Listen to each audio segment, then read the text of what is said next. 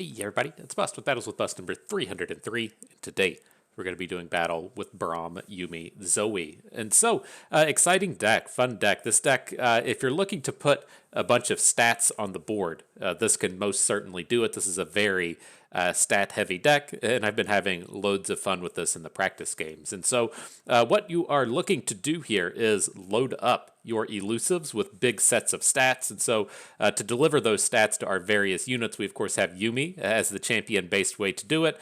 Omen Hawk and Esmus as unit based ways to go, but then the bigger ways to do it, the big stat generation engines we're going to see here are going to be the Spirits Unleashed along with Revna the Lorekeeper. And as we go through these games, you're definitely going to see some of our units become like 10 11s, 12 14s, 14 16s, and the like. The big stats certainly come on board. And the way that you're typically going to see this happen is we'll play a Spirits Unleashed. That'll give everything +1/+1.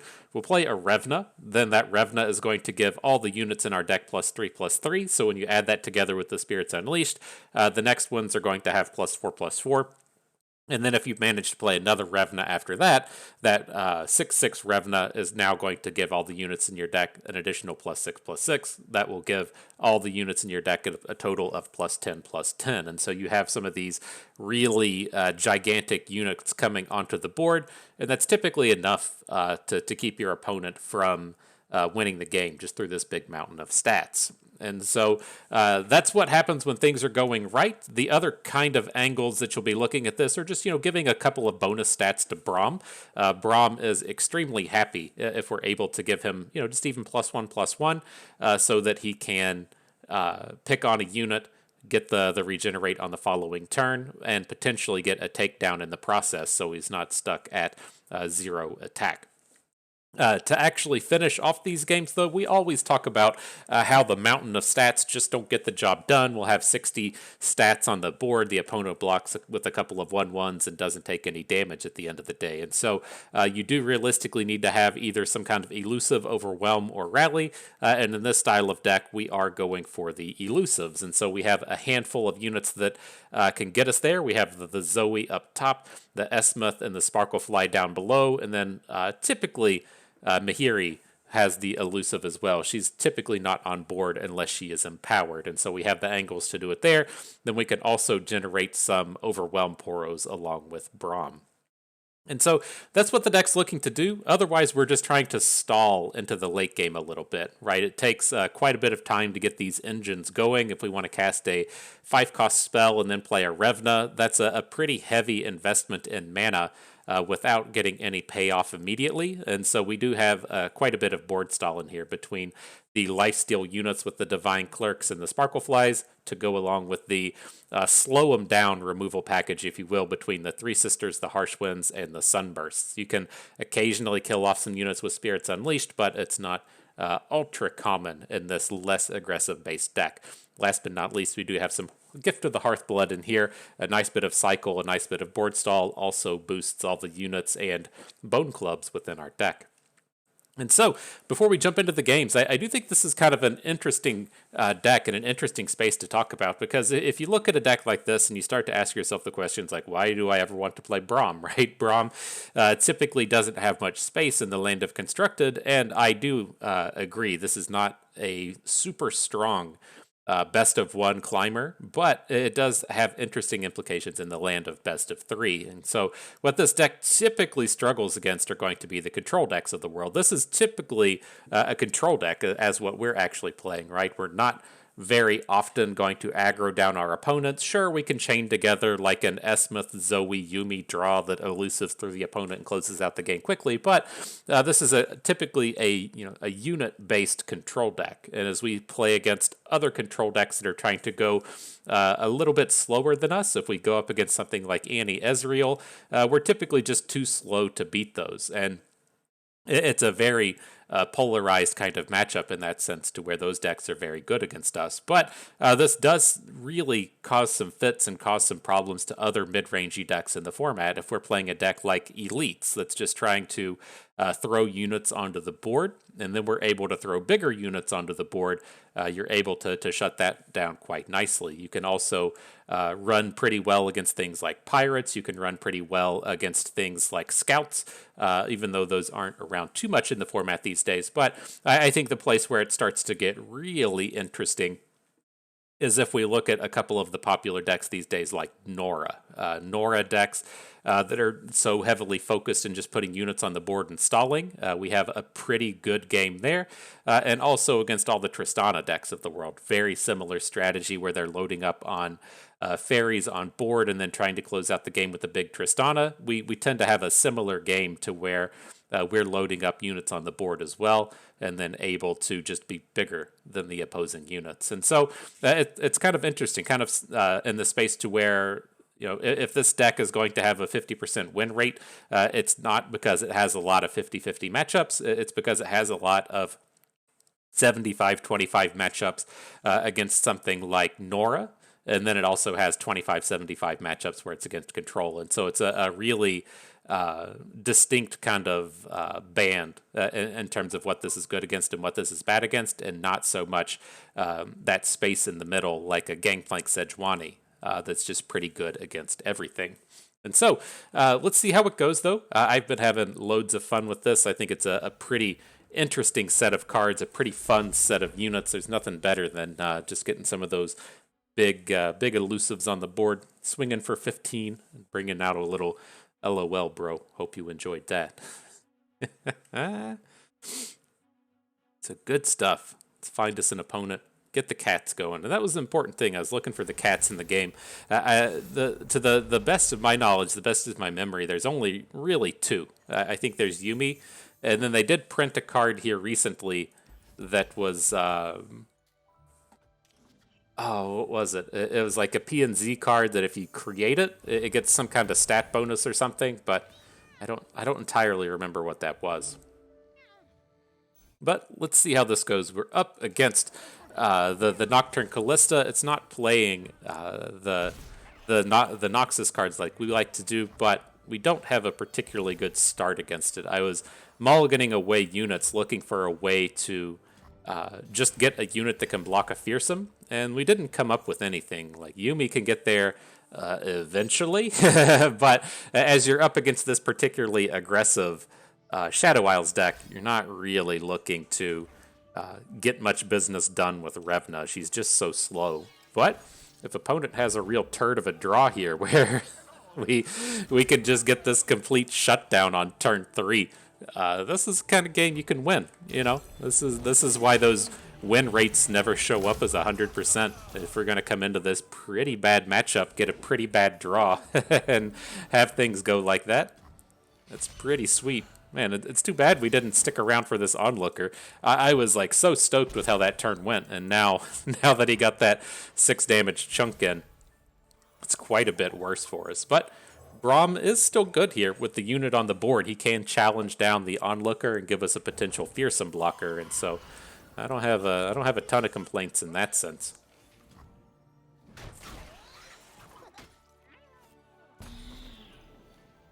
Look at that. We got those Christmas poros on the board. I wish Riot would do more of these cosmetic upgrades. When you get the Braum, and then he gets the new art on the Take Heart, and then the new art on the Mighty Poro. It's a lot nicer when you get these really sweet cosmetic upgrades instead of just getting the JPEG on your champion.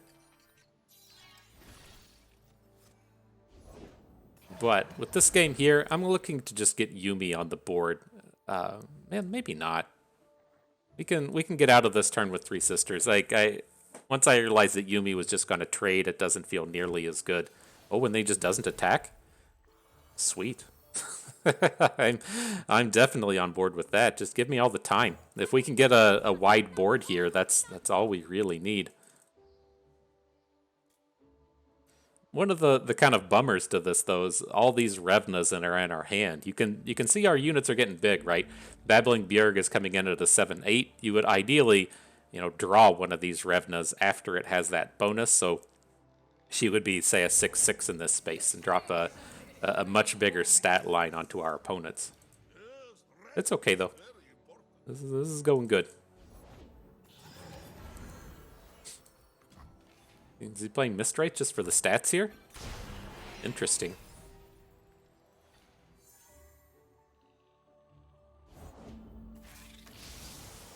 Alright, bringing in a little reduction there. It's okay. We have the harsh winds for this turn, and so somebody is most definitely going to be able to block Wraithcaller. We now have 2 blockers for Fearsomes. We can harsh winds off another 2 blockers. I feel much safer in this space, and then if it comes down to it, we're going to say Babbling Bjerg. We still have the time for a little bit more follow-up here. Your -1 attacks aren't as appealing as they typically are, my friend. So let's see. There's Braum. He gets to pick up that only unit out here. Might as well take Callista down in this combat. Let's take some of these damage prevents. Looks like we're only taking 3 damage on the round. That should be close enough to end the game here. We're going to fall to 8.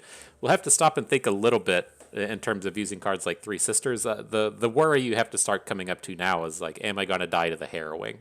And we should hopefully have enough board to survive the Harrowing, and we do have Buried in the Ice in hand. And so we'll have a bit of a decision to make on this upcoming turn. But at least as this board stands, we should be pretty well set. He's going to have 1 Mist Wraith and 1 Wraithcaller. We're going to have 4 dudes. Not a bad place to be. Divine Clerk's ready to send us back up to 14 health. You can just Bone Club him up if you want. Say, I got some stats out here as well. You're coming down. This isn't a deck that plays removal spells. At least we didn't play removal spells in our version. And so I don't expect too much interactivity to come at us here. But again, we might want to stop and think about keeping 3 mana behind. We don't even need 3 mana. We just need 1 mana for next turn, right? So we could Bone Club if we want. Okay. I think we're set. Gotta get our cats down here. Drop the Yuumi on the board. Make sure we got the cat happening. I guess, I don't know, it's a fairy. It's a fairy cat. Is that what that is? To me, you never know what you're getting yourself into with these games, in the sense that there's always the chance that Yumi's just some kind of weird like demon beast, and she's just out here facing off the world in her cuddly cat form. But at the end of the day, she's got the things horror movies are made of. I'm not familiar with her lore. I don't know, but always a possibility, you know. All right, Nocturne coming in. Sure thing. We don't care about any of this. These are certainly attacking. I was looking at this as we can just hook the ephemeral unit out of combat, and then if we're going to win any of these other combats, we could potentially think about attacking there. But there's not a lot of reason to want to just come in and trade with Wraithcaller, so we'll stop with this. We're never going to get the lethal this turn, so we can play it a little slow. Get that Santa Braum out here. All right, I'm feeling good. I'm feeling confident.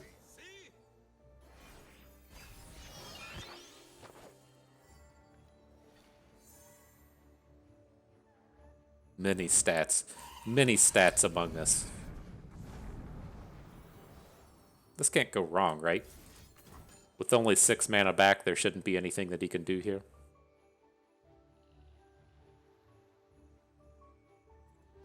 GG. Market a W for Team Cats.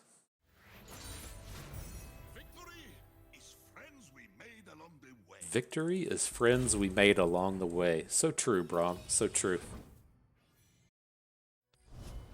All right, next battle. See what we can do. Just put those units on the board, you know? All right, this is the one I was pretty curious about, coming up against something like Teemo Tristana, we should be pretty good against it, right? We have things like Harsh Winds to counter their big atrocity play, and outside of the atrocity play, we have plenty of units to just throw in front of their units. So I kind of felt like this should be a decent matchup, but I haven't had a chance to play it in practice, so I'm really curious how this one kind of goes.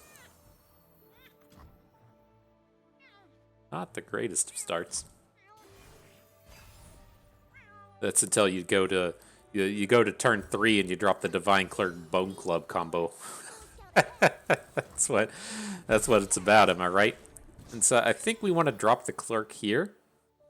That does give him the opportunity to say pokey stick it, but if he doesn't pokey stick it and we go into next turn, we get to kind of open burst it, if you will, and give it the Bone Club. And so I think this is a fairly safe way to go about it.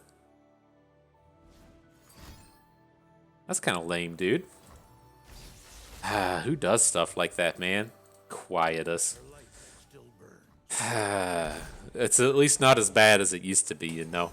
Being in that spot to where you play Braum and just have the Quietus nuke him. At least we only have the one card now. It's not all these cards just getting nuked by Quietus, but getting that, I think that's pretty telling of how this matchup will end up going and feeling. In the sense that if you're able to get a 5 mana for 1 mana trade on the third turn of the game, and you're still losing, that's just abysmally bad, right? That's just one of the absolute worst things that you can have happen from a gameplay perspective. And so I think if we're able to carry on this game, if we can carry through, then we should feel pretty confident in this matchup.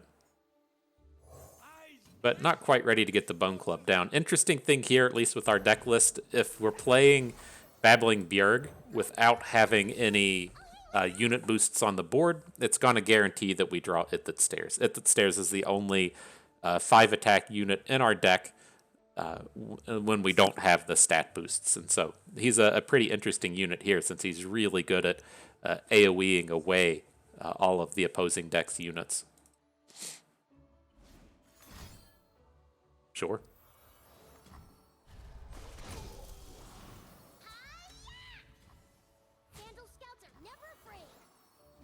Alright, see ya, Teemo.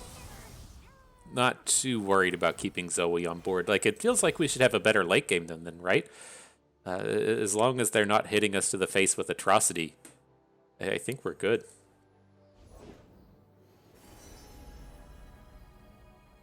Just awkward having all the Divine Clerks and the Zoes without the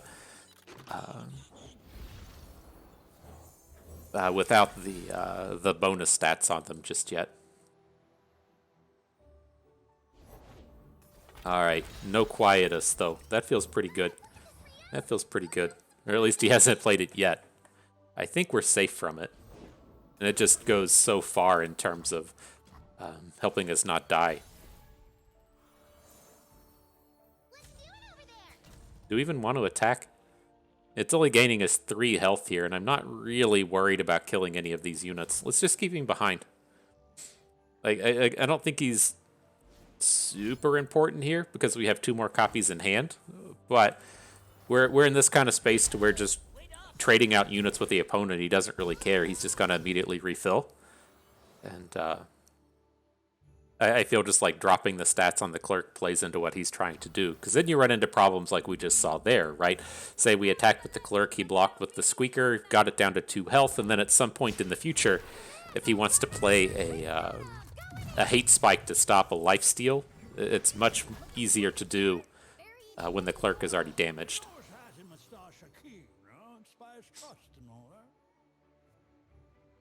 Oh, fuck. I was like, why didn't we draw anything? We played Revna, but we don't have any units, though. We don't have any 5/5s in our deck. It's a bummer. It's a downside to not having played Spirits Unleashed.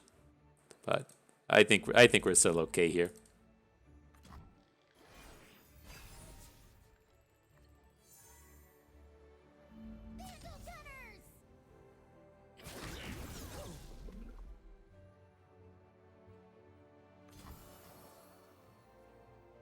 Alright, so we're not anywhere near getting killed this turn. I think we're fairly safe to just drop this Divine Clerk way down to the right, and then try and get a positive block out of the Babbling Bjerg. That looks pretty good, right? We're only taking 2 damage at the end of the round. We could still technically drop a Ithid Stairs this round and deal damage, like try and AoE out his whole board. I don't think at the end of the day I'm really excited about that. But the option's there.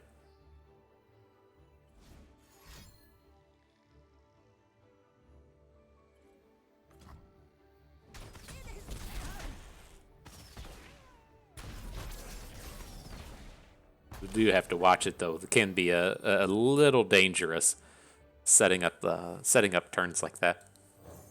In the sense that, oh, I don't know if this deck plays the if it plays the thing that the draw two, Grim Feast, Vile Feast, whatever it's called. Can't even remember the name. All these Shadow Isles cards are so hard to remember because we never play them, but that is some potential for problem there. Sure. We're probably. Oh, hang on. That doesn't get the job done. I was gonna say we're probably never going to find a better use for this Pale Cascade, but I thought our unit was gonna survive. It's okay that it didn't, but I had a little bit higher expectations out of that Pale Cascade. I had to stop and see if he was actually playing this. I couldn't remember if it was a Shurima card or if it was a Vandal City card out of the Xenotype researchers. Like, is this the new tech? Is this the new thing that the kids are bringing out these days? Doesn't appear to be. All right, that's quite the Sparklefly, am I right? This is the chain of Revnas, right? The first one came down, gave +2/+2 to all of our units. Now the bigger Revna comes in. She gives everything +5/+5, so a total of +7/+7 just from these on all the units in our deck. Look at that, ready for combat now. Team Elusive coming through.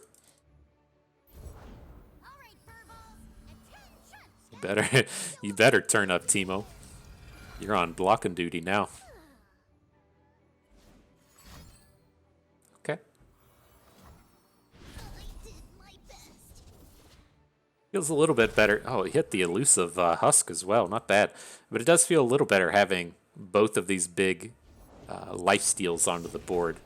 So if he's going to make hate spike plays, Glimpse Beyond, there we go. That's the card draw thing, is Glimpse Beyond. Being able to get away from some of that stuff makes me feel a lot safer. Our hand is all bugged down here. He made us discard our 8/8. It's still showing up in our hand of the Ithid Stairs. The Divine Clerk's trying to overwrite it, but he just can't quite do it. Ooh, another lifesteal? Okay. It is like a little bit worrisome here that he's just going to be able to take his Tristana up to 13 attack and then just throw it. Like he has the potential to win this game without getting into combat. So I'm a little scared, a little worried about it. He can even just attack with Tristana here and impact a bunch of damage in that way as well. So I don't think we're completely out of the woods here. But he most certainly has to have Atrocity to get out of this one.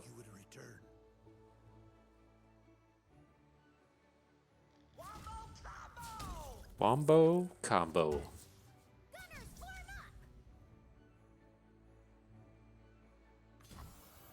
Uh-oh. We don't have our harsh winds. This is scary. This is scary. We do have a lot of ways to get out of that, right? We have Three Sisters, we have harsh winds, we have ways to stop it, but those ways aren't in our hand right now. F. That's it. Bummer. Oh, okay, just a buster shot. make us sweat it. Alright, well, I'm just going to start throwing dudes on the board. We'll stop there, I guess. Take the chance for an additional draw. Ooh, there we go. There we go. That's what we needed to see. So he's got this Vandal City Mayor. Probably no reason to attack with anything else. We can't get more elusives on the board. We're going to go back up to 20. Okay.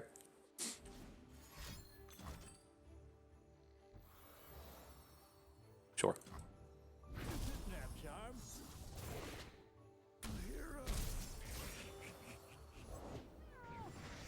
Look at that. Why's that Teemo so big?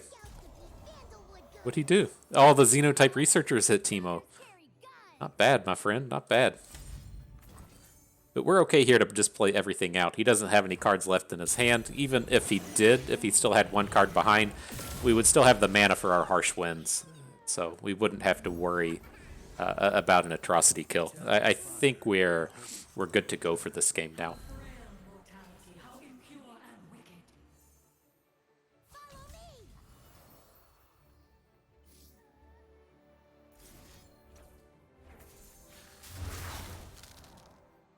Don't want to put our best unit in front, right? All right, that was enough. GG. That's kind of how I thought that was went. You know, we had to sweat it for a couple turns because we didn't have the answer to atrocity, but we're able to get bigger than him. And with a single Harsh Winds feels like it should have been enough to stop him there. And so they're in the space where they only play either 1 or 2 copies of atrocity, but we play 2 copies of Three Sisters, 3 copies of Harsh Winds, and so it should be, you know, a little bit mathematically in our favor in that sense. I know that the entire match doesn't come down to did you draw atrocity without us drawing Harsh Winds, but that was, you know, very similar to how I expected that matchup to go. All right, next battle. This rate will be rank 1 in no time. Up against the 420 Blitz. Swag it. What we got here? Little Hecarim Gwen. Sounds good. I've been trying to work with Gwen these days. She's really fallen off the map in terms of the viable decks, with the red Gwen not being that spectacular anymore. It's kind of bad. Trying to work on it.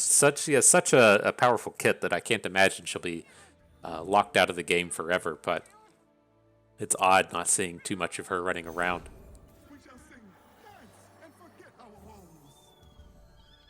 Alright, well, let's go ahead and just prevent all the damage we can here. If we were up against, say, like Red Gwen, I would be much more inclined to just take the damage here and just stall out a little bit.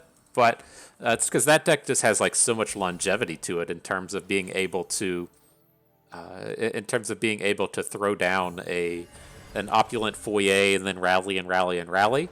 Being up against the version here, I don't expect that much pain coming at us. I mean, I guess I should worry a little bit more about the blade dances, but I was expecting this to just be ephemerals hitting.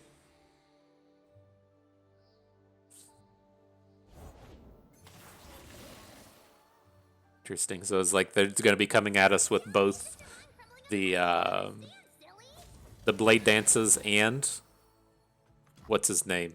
The Black Flame? Well, that's more stuff than I was anticipating having to deal with. That's not nearly as ideal, but I think we're still okay here. Let's load up Esmuth. I want to be able to start blocking this garbage. Don't care about Gwen coming in. We have plenty of interactivity for the next turn and plenty of heal. And so we would have ideally been a little bit closer to killing, right? We would like to end the game on our next attack as we go this big, but I think we have the tools to stall through 2 attacks, especially if he doesn't open here. Like if we get to Sunburst the Gwen. Is that what we even want to bother with? Probably just want to Harsh Winds this round, right?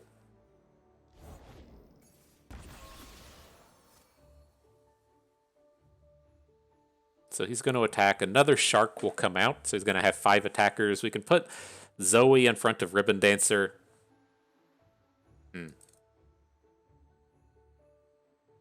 It's just the problem we start to see here is Harsh Winds is so much better on the next attack. I think we want to come in and just go ahead and Sunburst the Gwen. That's going to let his Hallowed unit grow just a little bit. That's fine. But I think getting the extra prevent on the next attack token is going to be a little bit more favorable.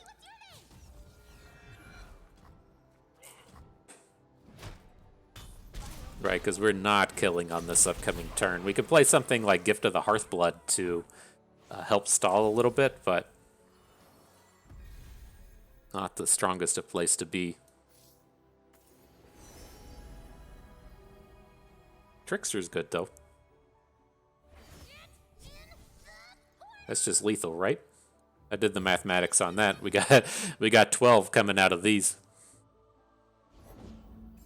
All right, rip it. Planned it that way from the start. GG, friends. Well done, Bust. the master of mathematics coming right through. How you like them sparkles, bro? Oof. Tearing it up.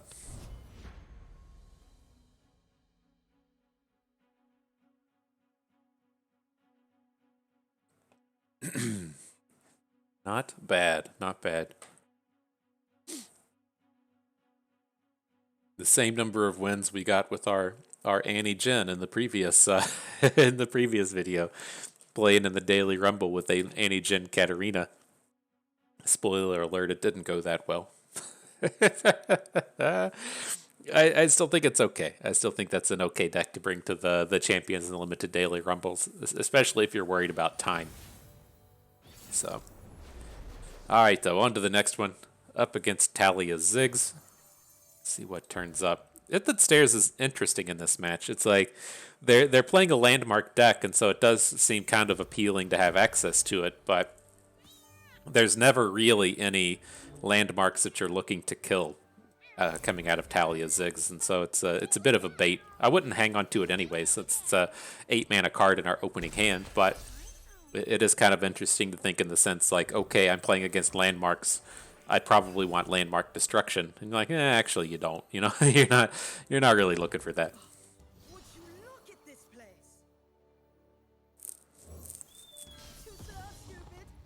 All right, well, let's hop off curve here just a little bit.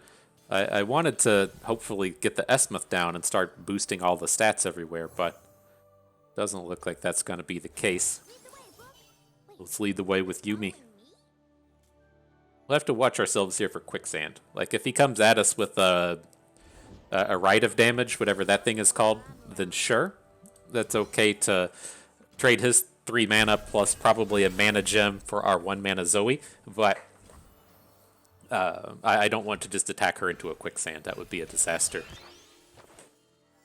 She should be big enough now, though, to survive, right? If you... well, quicksand only hits the attack. I was thinking of getting silenced down to a 1/1. And so where are we going with this game? We're going to play Esmuth and then load it up with the Bone Club. So it should be a safe play for right now. Getting a 3 bank into next turn's pretty good. Okay, I'm on board.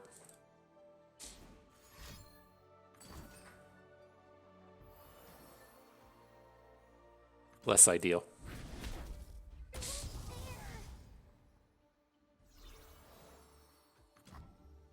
Now you get to run into the problem scenario of, do I want to equip or do I want to attach? And it's going to be tough because we don't have a lot to do now. Losing out on our Zoe was a bit painful.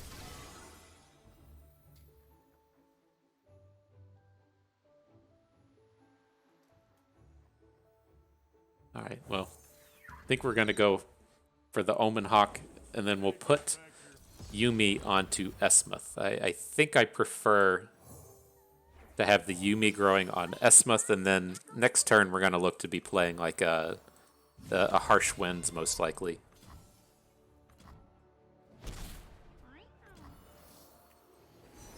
What you got, Star Chart? Trickster is interesting. Kind of looking at the same space as that previous game where we just won with elusives. It gets us much closer to that. I don't think we ever want Equinox here. Let's take the Trickster. Again, this is a deck to where I'm not really confident in getting a elusive kill because they do play Quicksand, but having that elusive is kind of nice.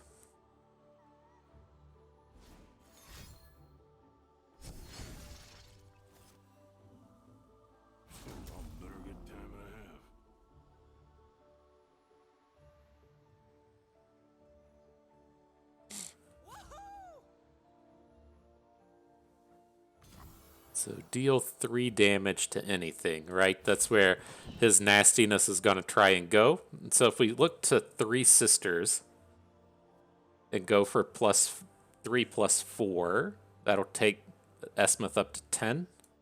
So it should be safe. I do want to get this the safety inspector off the board to keep him from generating these stupid things over and over again. So again, if he has a quicksand, it's okay. We're not going to win the combat, but we're not going to lose it. We're not going to die, and then he shouldn't be able to take down Esmuth. I guess if he wants to start playing Absolvers, then he gets close, but I think at the end of the day, we should be pretty safe. And let's pass. I want to get the Trickster down, but I don't want it to just die to the inspection past. And so I assume he's going to play it, right? You can throw this at face. And so if we end up overbanking 1 mana here, it's not that big of a deal. Just keep the Trickster safe. But this is the kind of space to where I would like to get units on the board. We care a little bit more about the width of the space than we do banking up spell mana.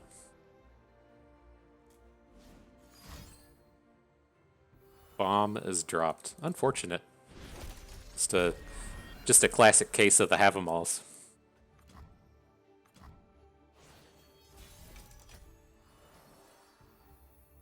What we got here? Zoe comes in. So we're looking at 5, 8, 13 elusive. Do we have the mana for that? 9 in total. We're 1 short. That's too bad.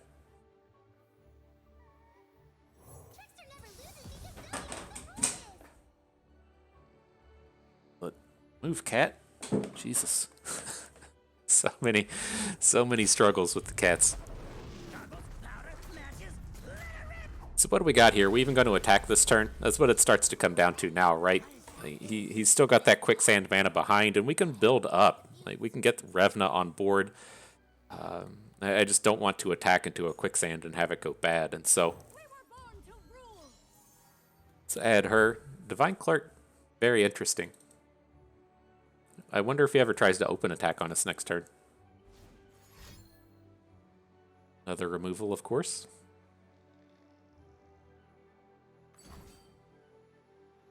Okay. Zoe's not that important. Like, I mean, I think we're reasonably safe. We have the harsh winds for next turn if he wants to try and open attack on us. If he doesn't, and we get the Divine Clerk going, that's a pretty good deal. Okay. Okay. Yeah, he's definitely going to open.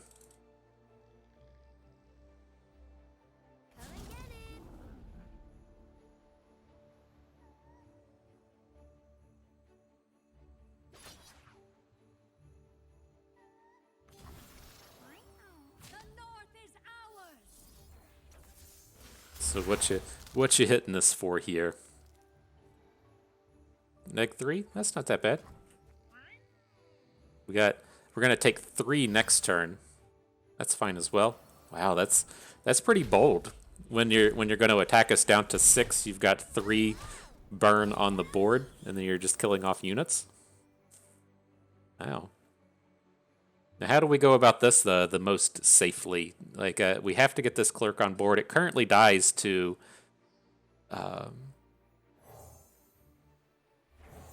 it currently dies to the burn spell, and so I think we'll take this like we did in the previous ones, as to where we'll try and pull out a little bit of a bait.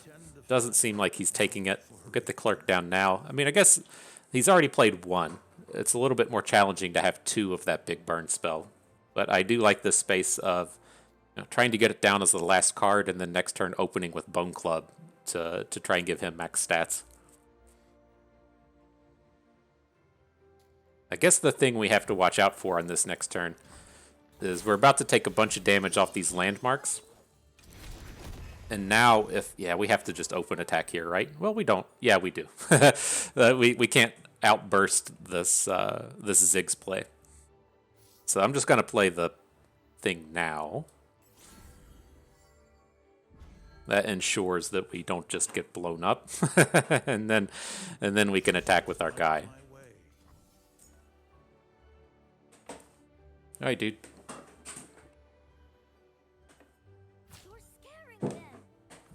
Oh, we get all the health. Oh, that's sick. That's sick. I feel much better about this now.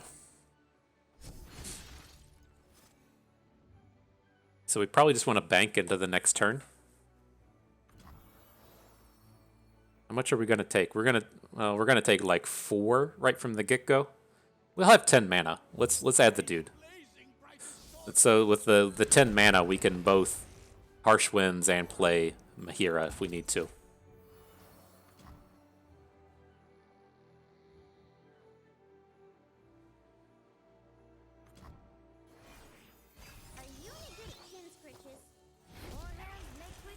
All right, give us a little bit more of that heal, please. It's scary, right? We're getting pretty close to dead, so I would prefer to not be dead.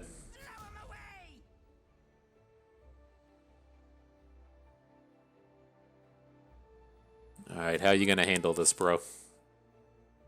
Is he gonna hook our lifesteal way down to the end? No. Interesting. All right, let's see how that goes. He's got to have a card, right? He's going to have something. But we can still Harsh Winds after the fact here. We have the Pale Cascade to potentially do something with Divine Clerk, but I feel like if at the end of this combat, like it goes as is, then we're going to be set. This really just feels like an Absolver turn, right? And if he has to come in and start dropping Absolvers, and then we get to finish with Harsh Winds, just a much bigger safety net.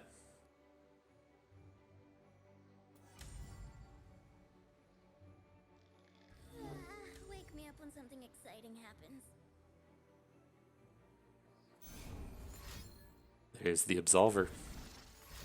It's coming in hard, coming in strong. An Obliterate on the Rock Bear. Makes sense.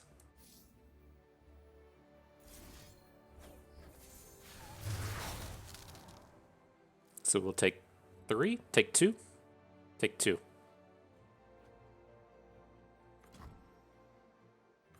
Alright, still looking pretty close. So we can't add any units or we'll just die. So as the statue pops next turn, it's going to deal the 2 damage to us and take us to 1. So Mahiri's stuck. We can drop a Bone Club, though. And then see if we can't get this 10 health on the open next turn.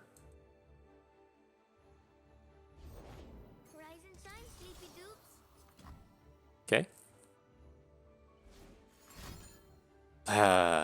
This is why I was so blown away by his pokey stick in the previous game, in the sense that you're so close to the burn, like it just seems like you're wasting it on a unit there. But that's tough. That deck, it does have quite a few answers to the lifesteal. I'm curious. I don't think we had a chance to get another one down, to where we had 2 on the board, but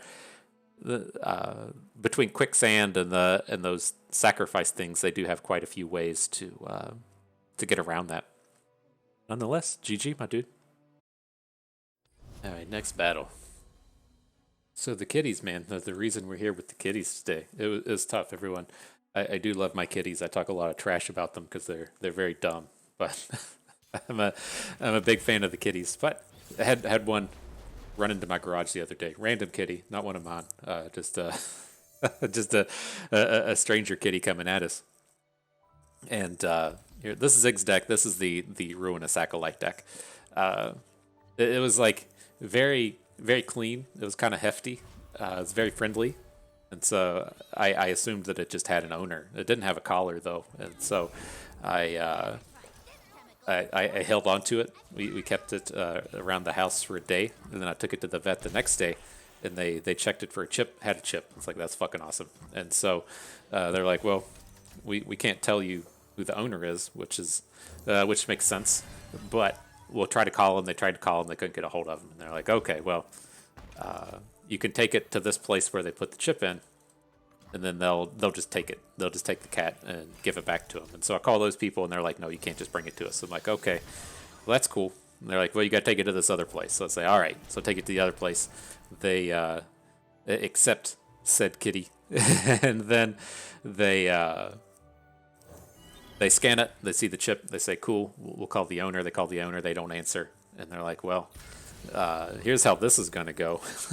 So, you're just great. You're just like, great. You know, this is going to be, it'd be a special moment from here forward. And they're like, well, there's not a leash law here. And so it could technically be an outdoor kitty. It could be a kitty that the owner just leaves it outside on occasion and it's wandered to your house and we can't do anything about it. And so what you're going to need to do is go home, take the cat with you, and just set it back outside. And I was like, are you fucking serious? You won't even, excuse me, you won't even just hold it for like a little bit. You won't hang on to it for, you know, a day to see if the owner turns up or wants it. And it's like, no, just take it, just drop it off. And so I was pretty upset. If one of my kitties got out, I would be going nutsos. I'd be flipping a lid and just to go to 3 separate places with said cat, have them all kind of just reject it, not even get in touch with the owner, and just be like, oh, just go put it back outside. It's like, this is fucking stupid. And so I was pretty bummed about it throughout the course of the day. I hope, I mean, I haven't seen any dead cats in the street or anything, and so hopefully it survived. Hopefully it's made its way home. It only got down to 20 last night, and so maybe it survived the cold, but just blew my mind. I guess it makes sense, right? If you have an indoor-outdoor cat and somebody picks it up, take it to the shelter, and they're like, well, you know, it's an indoor-outdoor cat. What are you doing? Get this thing out of here. And I'm like, well, I get it, but kind of a bummer for the cat. All right, though. Back to the action here. I'm going to Fury of the North through this. This will also eat the stun coming out of the explosive minefield that's going away.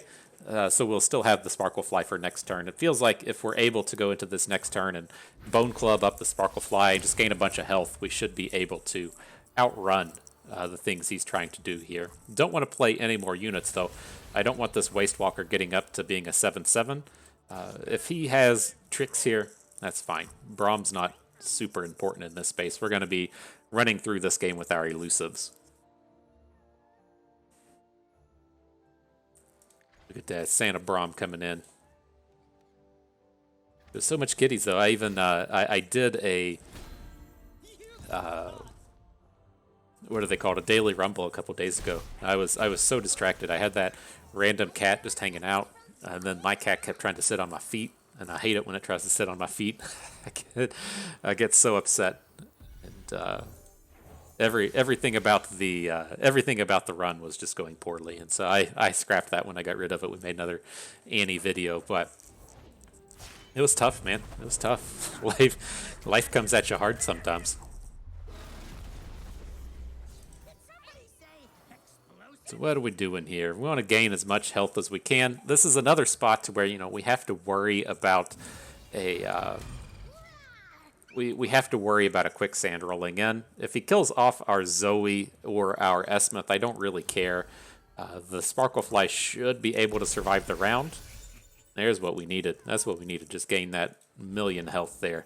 I feel much better about this game now. Especially if we can go into this next turn and drop this Sunburst. This strikes me as a space to where he's going to be open attacking, but having that opportunity is pretty big.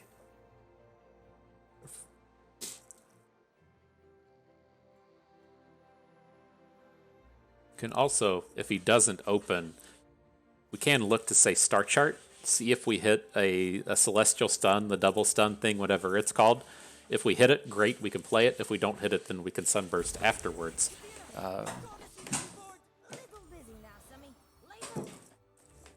Not entirely certain we want to go that route. It's a little dangerous. It's safer now that he's sacrificed off all of his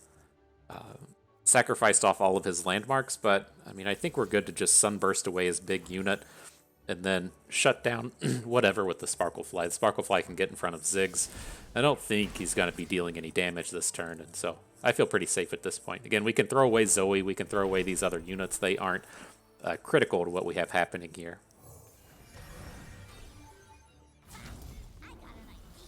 So we'll see how this falls. Ideally, we're gonna leave some of these 1 health units around. We'll just clean those up next turn.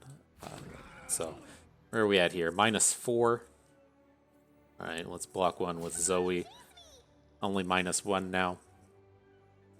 We're still, where are we at here? 1, 2, 8. That gets us to 10. Zoe gets us to lethal next turn, but we have another Esmuth in hand. That's fine. It'll be okay. Nothing can go wrong. famous last words. But no, we should be safe. We can drop the Spirits Unleashed. That'll clear out some of this board. We have additional Esmuth in hand. And then if we do even roll into the next turn, got another Gift of the Hearthblood. So let's bring it.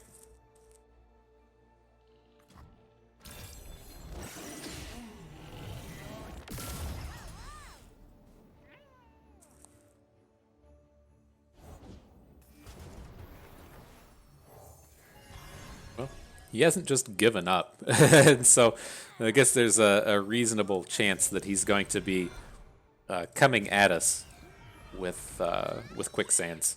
I think it's fine. We'll still send the squad in. And guess what? Got a cat trying to sit on my feet. Get out of here. Get out of here. Oh my god. Who knew life could be so hard?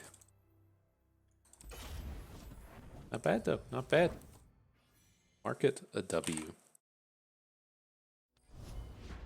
Right, next battle.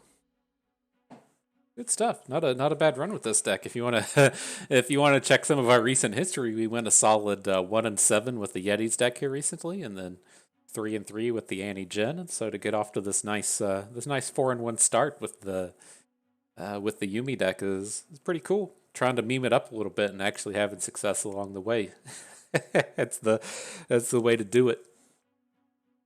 I'm curious if that ever ties into the win rate. Not to trash too hard on people that enjoy playing Revna based strategies, but when you look at a lot of decks, you see the kind of breakout, right? So say like Mage and Bay will release whatever video where he's playing some dumb control deck, and then it gets picked up a little bit on the first day by the people in the know, and then it takes 2 or 3 days down the road for everything to be picked up by the various deck tracking, and that's when the win rate starts to plummet. And so when you initially see it, it'll have that 60% win rate from where the better players or the people more experienced with the deck have been able to punch through, and then once the general masses kind of get their hands on it, you see the win rate start to drop. I'm curious if it's a more casual fan base that really enjoys the likes of a Zoe Yuumi Braum style deck, and that's why you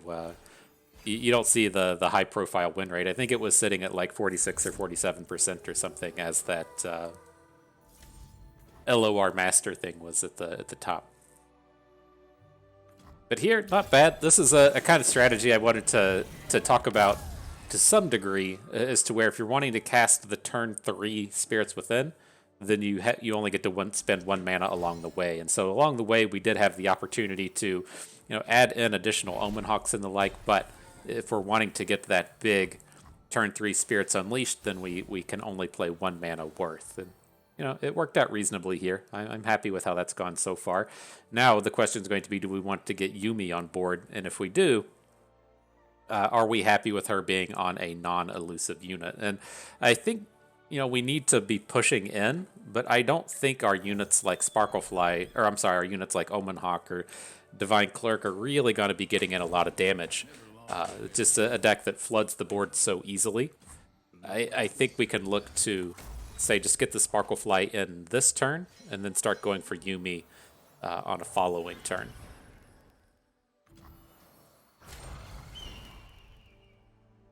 And I don't think I'm getting confused here. Playing Twisted Fate Fizz, I'm thinking of Twisted Fate Nora and the Curious Shellfolk. I think that we're still going to be seeing that type of strategy here, but yeah, there's Shelly.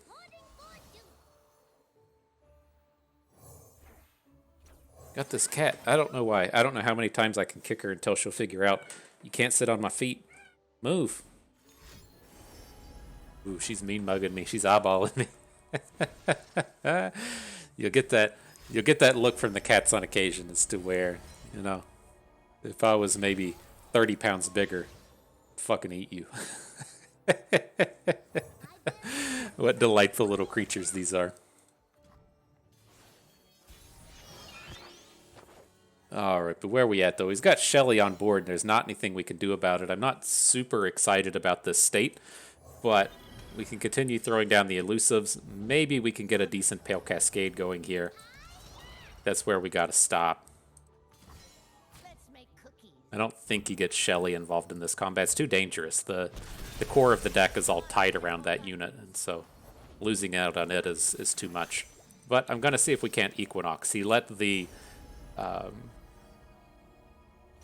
Zoe through, and if we could get Equinox in on Shelly, that would probably just outright end the game, but we didn't find it. Now, let me see if I can move this cat. She didn't like that. She didn't like that. I got her moved. The opponent didn't do anything relevant. He just played a bunch of pranks. Put the pranks on our dudes and stuff. I guess we could drop in a Divine Clerk here. If he's going to try and kill us next turn, it would be nice to have the blocker, but I don't think that's going to be the case. You are just fucking with me at this point. Fuck off.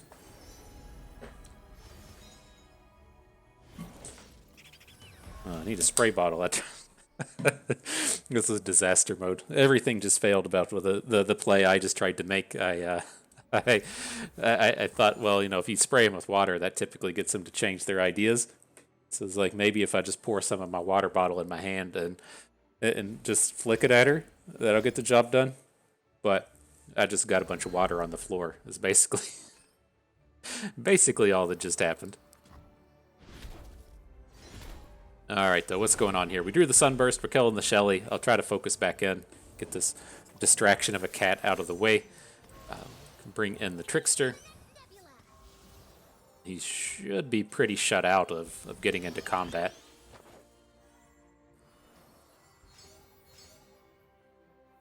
You want to bring in Braum? So if we attack with everybody, he gets to put the Trickster in front of Sparklefly. We hit for 8. That's currently a lethal. Alright. And we do have the Pale Cascade in hand to try and get one more point. Alright, so not only do I have to deal with this cat, got to clean up a bunch of water now. I guess we'll get through this video at some point. We'll make it to the end, I assure you. Alright, off we go. I've got the proper equipment now. I'm ready. Got the spray bottle. She just left the room anyways, so that solves the problem as well. These cats are so dumb. You scratch on the door, you come in, you be annoying. You let them out. They just come back, scratch on the door some more. It's just... It is annoying, but it's the price we pay for the kitties, man. Alright, so what do we got going on here? We're up against Teemo Caitlyn. I think this is okay-ish. It shouldn't be a terrible matchup. I was hoping to find a little bit more to do in the early game. It does ultimately worry me to a degree, given that we're a little bit slow.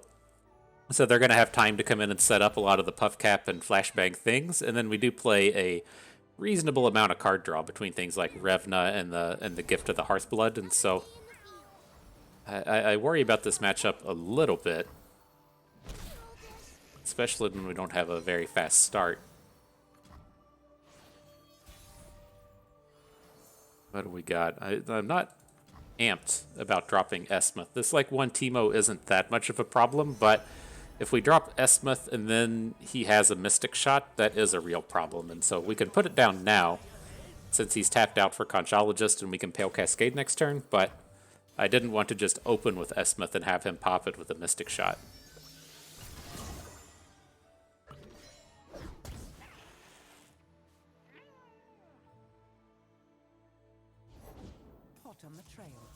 Alright, now Caitlyn's here. Alright, reasonable. We'll take the 3-hit. Do we want to take the 3-hit from Caitlyn? Is it really that bad?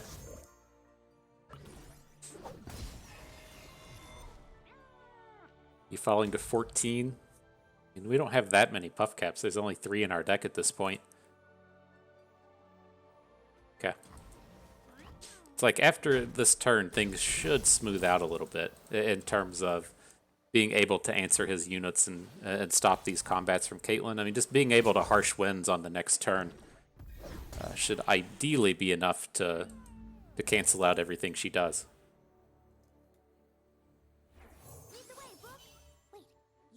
I'm going to load up the Omen Hawk here. I want to have just more relevant units on the board, and I don't really want to have our dudes just come out and die to a flashbang trap. So, load up the Omen Hawk, make it a little bit more resilient. Let's see how that goes.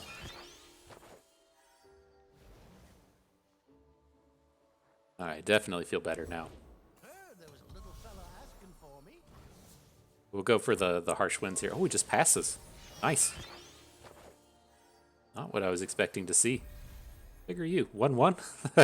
I got excited about this Mahira, and it's not gonna get the job done.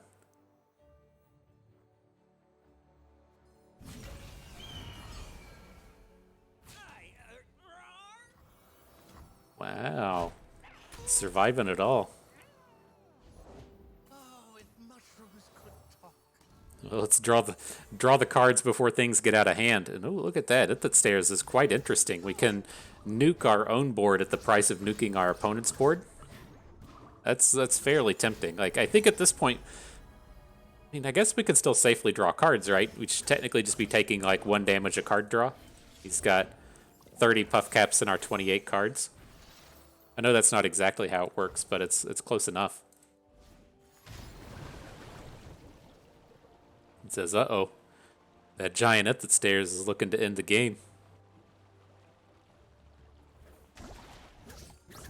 It's tough. It's like I kind of want the Yuumi to fall so that we can put Yuumi onto Mahira and start getting the life steals, but can't quite get it off the board.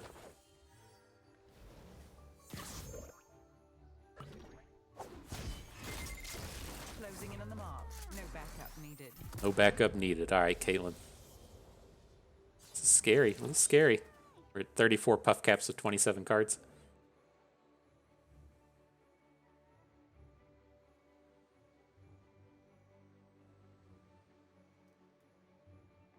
Well, let's see if our hopes and dreams roll through here.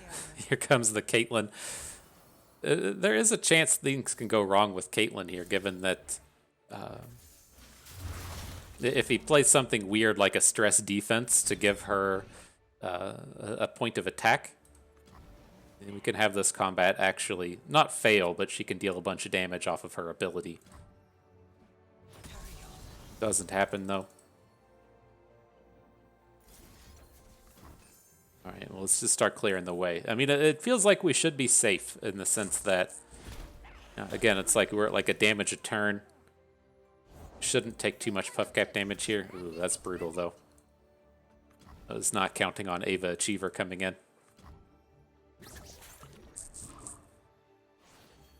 That one has me a little worried. Taking the doubles now.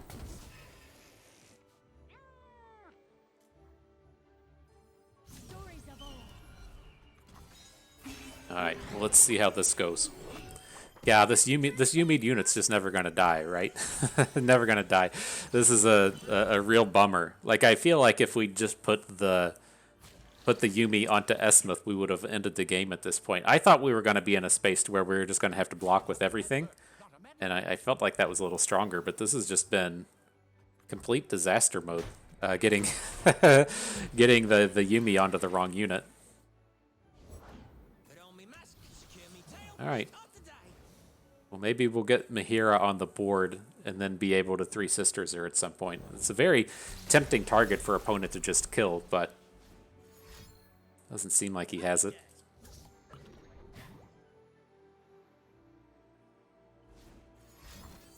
Ooh, and the Mystic Shot to face.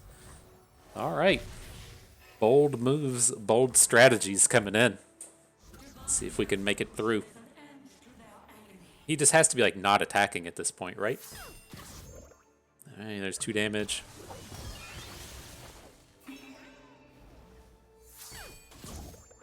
Four. F. Alright. We're probably dead. We can blow up landmarks with it that stairs. Man, should I wonder if we missed out on just playing Three Sisters for Entomb. I bet that's what we should have done. That's what we should have done. In addition to putting the Yuumi on Esmuth, we should have just Three Sisters Entombed on the Ava Achiever. And we'd have been in a much safer space. We took like an extra 3 or 4 damage from this thing, and that's making all the difference. Okay. But now it doesn't make as much of a deal. We'll come in and blow up the landmark, I guess, so we don't have to draw 2 next turn, and we just gotta squeeze them cheeks, you know. you gotta squeeze them real good. We've got too many puff caps at this point. Well, what have we here? All right. So that's tough. I feel like that was a bit of a punt. The strategy we went with there was just bad from the start. We should have loaded up Esmuth, and he would have easily closed out that game on his own. All right, though. Lesson learned. Next battle is upon us. The final battle, if you will. Game number 8 coming through. I feel like this has gone pretty well. Much better than expected. This is nice. I look at this as just being a meme deck, but it does have a bit of merit. Like, I guess we would be singing a different song if we played just against a bunch of Lord Broadmain decks or whatever today, but I think it's safe to say our run here has been pretty adequate. So here, up against the old Sunburn with Leona and Kale, it's a reasonable start. They don't have a ton of aggression, and what I found in this match, what we can typically do is we'll get some stuff on the board, and then you're looking to just kind of Spirits Unleashed as a big AoE, and so you tend to lose a lot of these early combats, but then if you can make up for it with something like Spirits Unleashed, you have a bit of wiggle room in what they're able to, in their ability to come in and burn you down. But do we want to take a trade here? I don't think we do. It feels a little aggressive, dropping Divine Clerks at this point. We can get the Sparklefly going, bank up a little bit, Sunburst if we need to. We shouldn't be Sunbursting until Leona comes on the board, but it's a Spirits Unleashed. Would have been nice for would have been nice if we could have got the kill on one of these units, but that's okay. I think we can be a little greedy here when we have 3 lifesteals in our hand at this point. It's like if he plays a Sun Guardian and open attacks, that's going to be 9 damage on the next turn. That's a reasonable hit of damage, but it's not going to be anywhere near enough to kill us. And this deck tends to not play Burn, tends to play Might, and he did hit his Overwhelm equipment here, which is pretty strong for opponent, but we shouldn't have to worry about like Nox and Fervors coming out of this deck.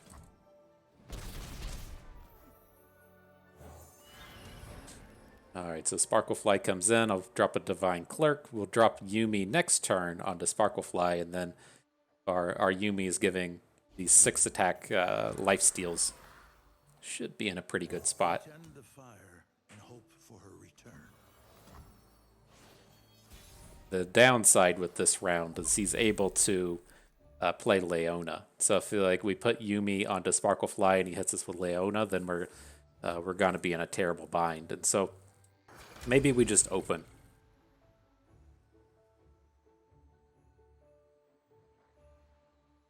Because I think it's okay. Let's go big. We'll be in the space to where even if he plays Leona here and gets the stun onto Sparklefly, we can still follow up with Divine Clerk. His attacks next turn aren't going to be great. And then I think we're okay from this point forward, right? We can Three Sisters Flash Freeze onto the Crimson Pigeon, block all of his other stuff. And if he does decide to open an attack on us here, I think the game is pretty close to just done.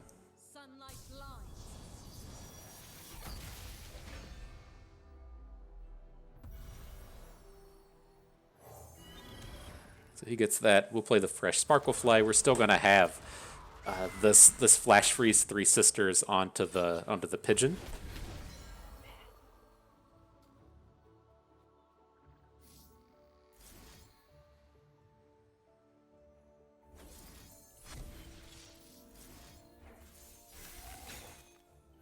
this be swift. So he does get the thing back this way. He gets the overwhelm back into his hand. I think that's okay. Like, the pigeon is pretty big at this point. We're just much closer to lethal than I was really expecting here. So we'll die to, like, a Ravenous Flock. Or not a Ravenous Flock, the thing that the +2 attacks your team. Few ways for this to go bad. Yo, Cascade doesn't lethal. Interesting target. We could have killed off our Sparklefly. Done something. Okay, I'll take it. I'll take it. Now we get to just gain 10. That goes a long way in turning the tides out here. Okay.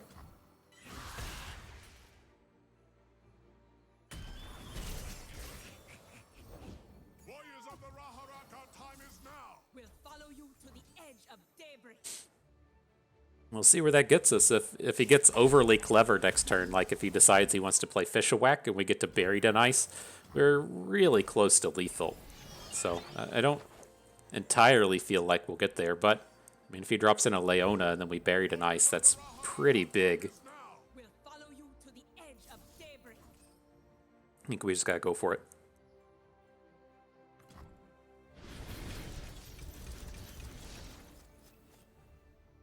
One damage short with this Sparklefly. You're so close, my friend. You're so close. Oh, will Yuumi flip? What's Yuumi at this point? She's only got 1 attack? Oh, that's too bad. That's too bad.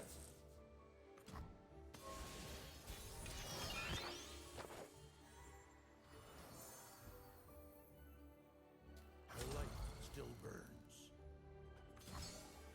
Alright, well, let's bring it.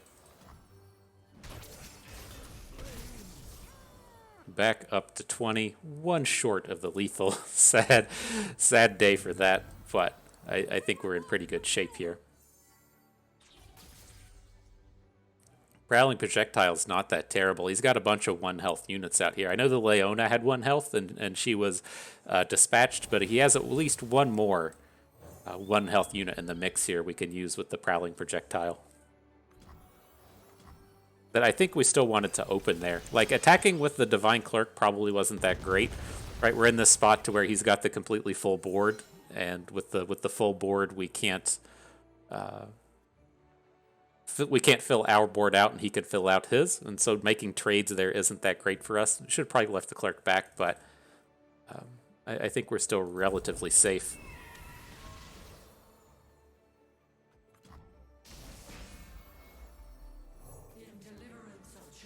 There we go, get our 5 mana 2/2 on the board. That's what we needed. So the Spirits Unleashed doesn't really do anything here. How bad is this? He's still got the Overwhelm in hand. We don't have any life steals. That's pretty painful. The 1 damage from the Spirits Unleashed isn't going to be enough to stop this. So let's keep it in hand.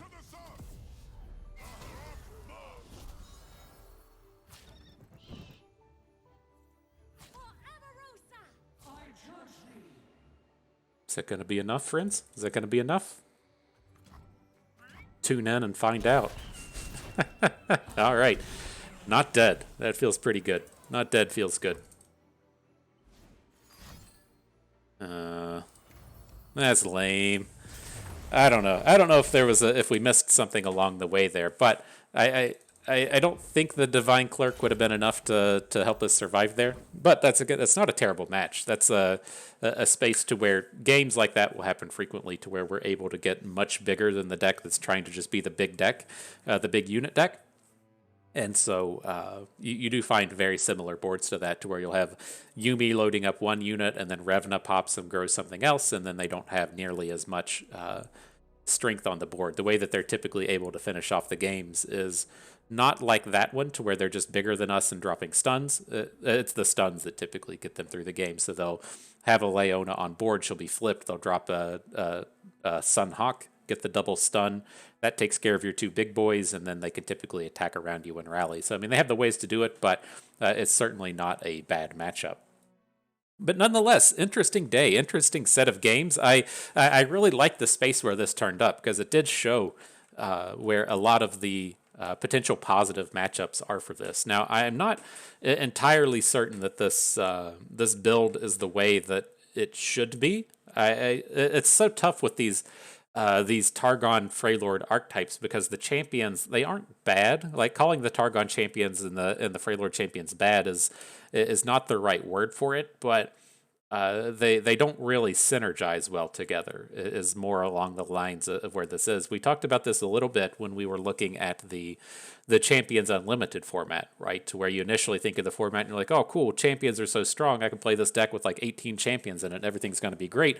But then you get to realize that playing a deck with Braum and Ornn and Tryndamere and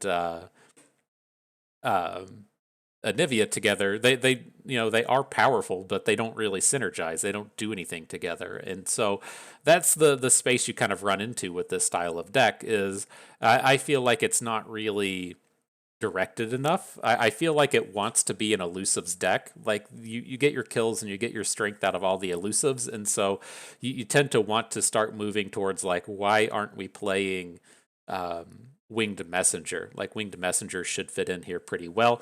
I don't think you want to extend to start saying, well, let's play Kale and Zolani. It's not that style of unit growth deck, but you're looking to move in with like Winged Messenger, and it's like, well, maybe then we just start to cut Braum, and Braum can come out. But then it's like, are we really happy being in this space to where we're just playing a deck with like 2 Zoes and 2 Yumis, and then we're filling out from there?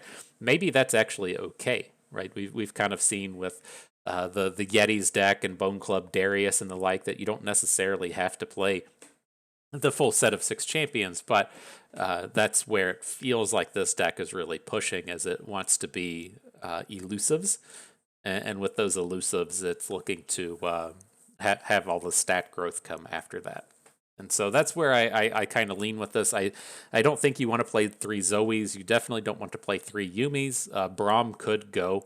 But I think this deck has a bit of merit, and I definitely don't give it any credit. And my eyes have been opened a little bit after coming out and playing it. Because again, it's not a deck I feel like should be a good ladder grinder, and it's something that half hour down the road, if we start requeuing and we're just playing against nonstop Annie Ezreal, or we're going to play against nonstop just control decks, then this is really going to fail. But as we're down here at kind of like the bottom end of Masters, where people are playing less serious decks, it definitely has a lot of weight to it and a lot of merit in being pretty good against that band. And so I think it has that interesting idea and concept to it, as to where it can hold its own against the aggro decks of the format. So if we had to play against Pirates with this, the lifesteal can be enough to carry us. Or if we're playing against things like the Nocturne deck, or if we're playing against Sunburn,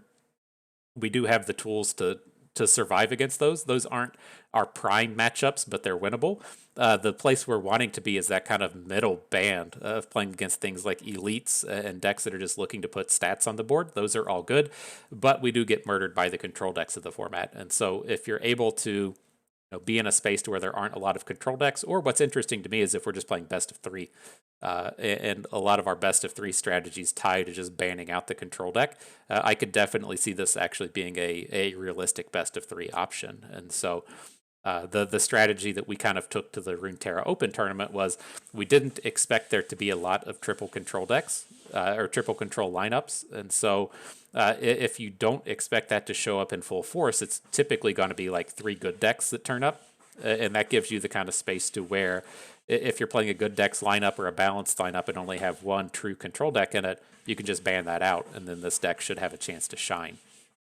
And so, it's reasonable. I think it has some potential opportunity out there, especially if you're looking to start thinking about best of 3.